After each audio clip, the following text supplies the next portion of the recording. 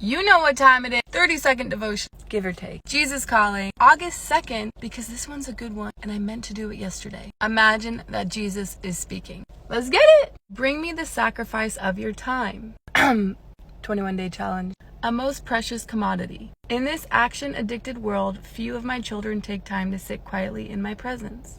But for those who do, blessings flow like streams of living water. I, the one from whom all blessings flow, am also blessed by our time together.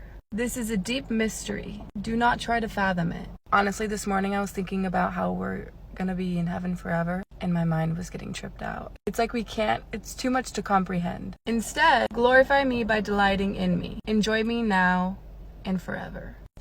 This one is so timely because we're in the middle of a 21-day challenge of spending an hour a day with God. And today is day 3. And the whole point is learning how to take time in your everyday to develop the relationship you have with Him, or to start the relationship with Him. It's through taking the time that we see the power of who He is in our life. And as we understand who He is, we start to understand who we are. And if you understand who you are, who God created you to be, then you will thrive. You will start to become free from things that used to hold you down. You will start to accomplish dreams you never thought would be possible. You will begin to know what it feels like to live in purpose, and just to have a best friend who happens to be the guy who created the world. The more you give God a chance, the more time you spend with Him every day, the more He can move in your life. So today, I encourage you, set some time apart today to spend with Him, whether that's reading His Word, journaling, worshiping, reading a devotional, whatever it may be. Take some time to get to know God and tell Him what's on your heart, because He loves to meet you right where you're at.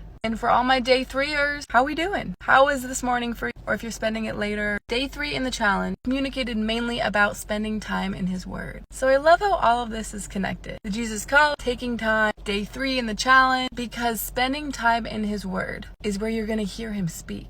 And for me personally, I never knew what it meant when people say the Bible is alive. But once I started to pray before I read, that God would help me understand, speak to me in my language, in a way that makes sense to me, that's when I started to see verses come alive and relate to my life in super specific ways. And He can do that for you too. In the chapter for day 3, at the very end, it says, instead of saying, I have to spend time with God, I encourage you to say, I don't want to miss God's voice today. Whew, so good. Take the time, you won't regret it, and have a beautiful day.